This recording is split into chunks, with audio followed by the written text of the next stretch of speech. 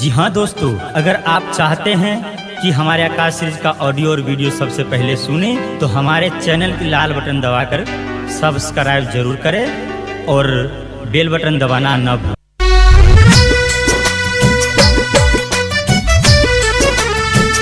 By Kumar Pramod.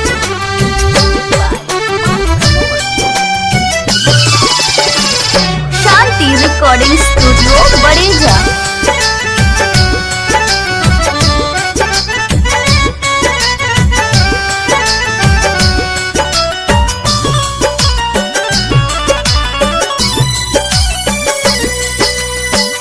हाथ के लकीर में नई तकदीर में जान गई हो जान जियब आप पीर में नैना धरी जाई लोर से रानी जहिया जइबू तू हमारा के छोड़ के जान जहिया जइबू तू हमारा के छोड़ के सनम जहिया जइबू तू हमारा के छोड़ के।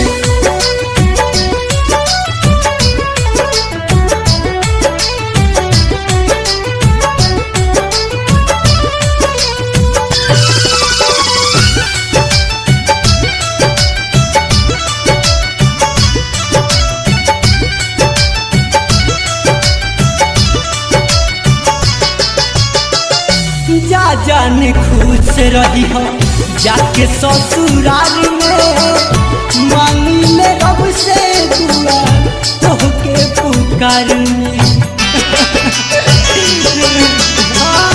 जा जाने खुश रही हो जाके ससुराल में मांगी में रब से दुआ तोहके पुकार में।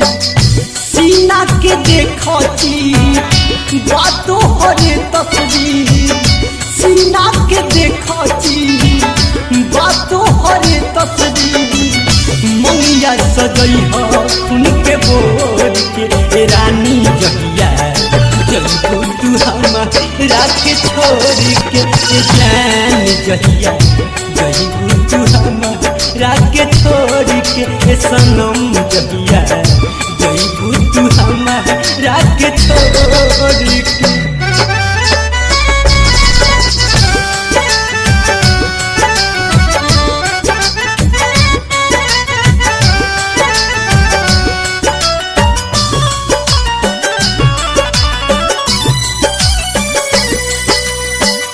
सजी दुवरिया जहिया आई बारात हो वही दिन छूट जाई रानी तोहार साथ हो। सजी दुवरिया तोहार आई बारात हो वही दिन छूट जाई जान तोहार साथ हो।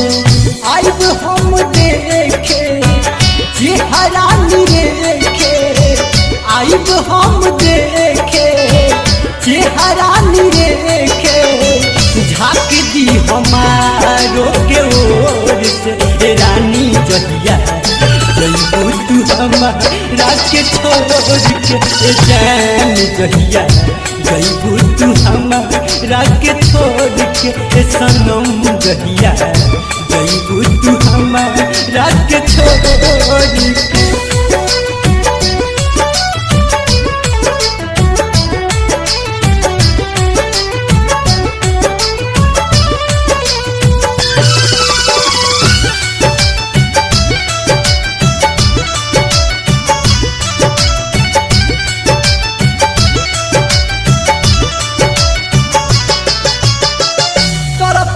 समझलू रानी तोर पीले के ताना तोर पेले पानी बिना मछली जतना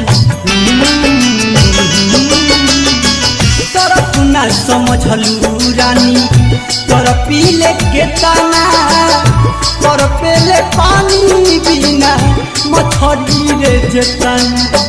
अभिषेक चंदन कहे विनोद गुल मोहम्मद हो कमला बाबा कहो लालू नदान के छोड़ जई आवते तू भोर के रानी जहिया जइबू तू हमारा के छोड़ के जान जहिया जइबू तू हमारा के छोड़ के सनम जहिया जइबू तू हमारा के छोड़ के हाथ के लकीर में नई खुदा तकदीर में जान गई हो जाए जियो आप पीर में नैना भर जाइयो से रानी जहिया जइबू तू हमारा के छोड़ के चैन जहिया जइबू तू हमारा के छोड़ के सनम जहिया जइबू तू हमारा के छोड़ के। शांति रिकॉर्डिंग स्टूडियो बड़ेजा।